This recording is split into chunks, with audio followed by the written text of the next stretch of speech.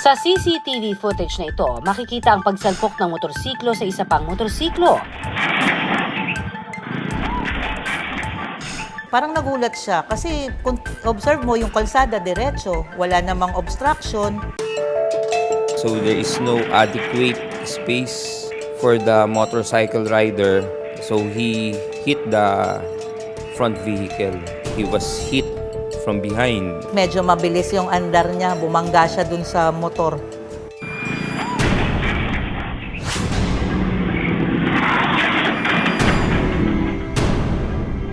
Nag-sudden brake, tapos na out of balance. Bigla rin tumalsik yung helmet niya.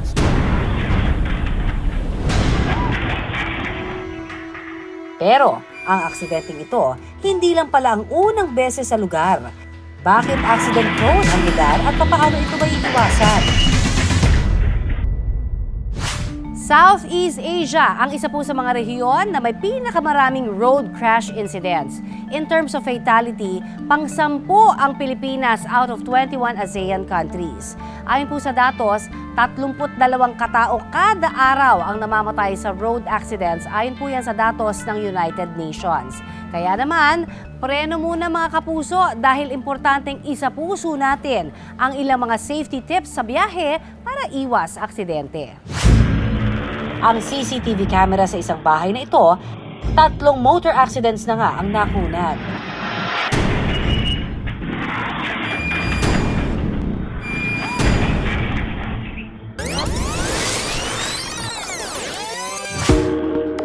Sa CCTV footage lamang noong February 2024, makikita ang pagsemplang ng isang motorsiklo.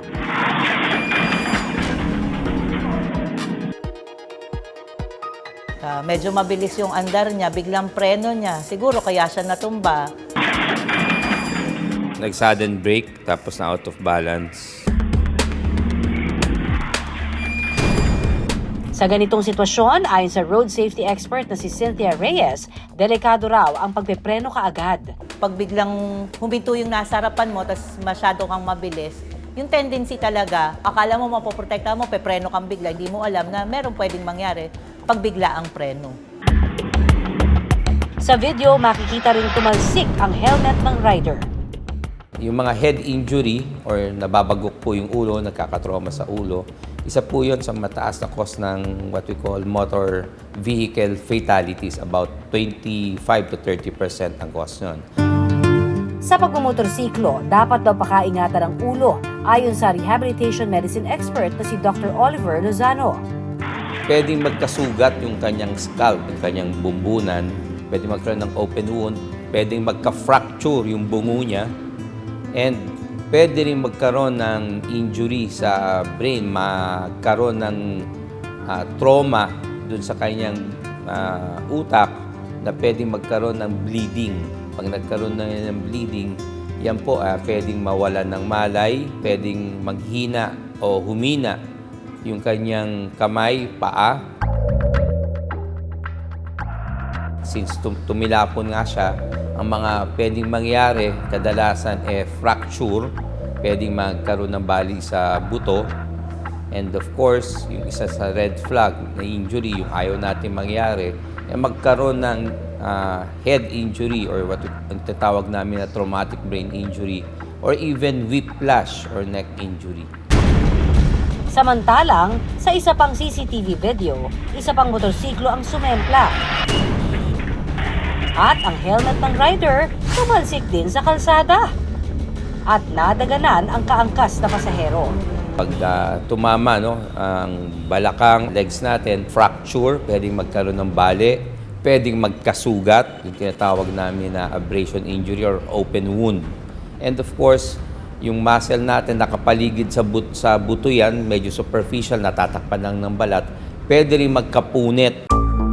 Para makasigurong safe, dapat daw ay siguraduhing alerto sa daan, lalo na kung bumabiyahe sa gabi. Kailangan talaga nag-observe ka ng speed limit at yung safe distance mo sa sasakyan. Sa susunod na video, makikita naman ang pagsalpok ng motor na ito sa motor na nasa unahan nito. Meron kasi tayong tinatawag na last clear chance, na kung hanggang kaya mong umiwas, ikaw yung iiwas. Maaaring mula raw sa pagkakadulas ng motor ay tamaan ang likod o spine area.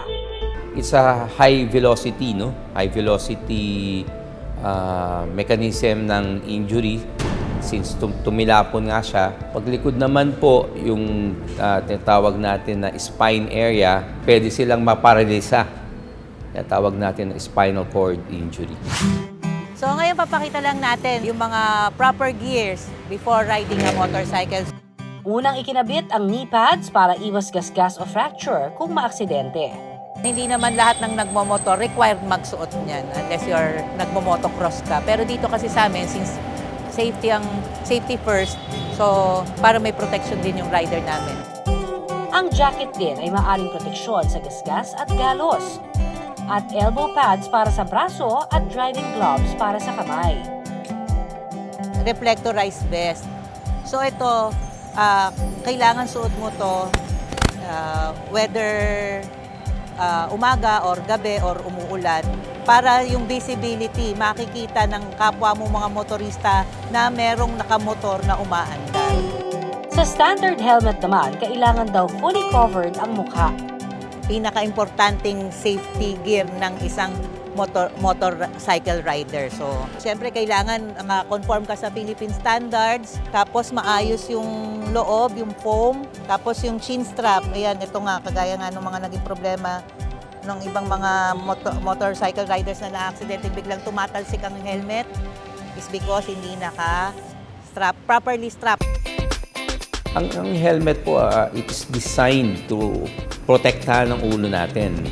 Importante po sa helmet yung kalidad. Dapat po ang gamitin po yung appropriate, yung tama ang disenyo, tama ang kalidad.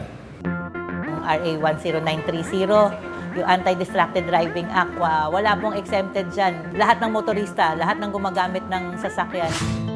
Tandaan, ang pagiging alerto sa daan, makaliligtas ng daang-daang buhay.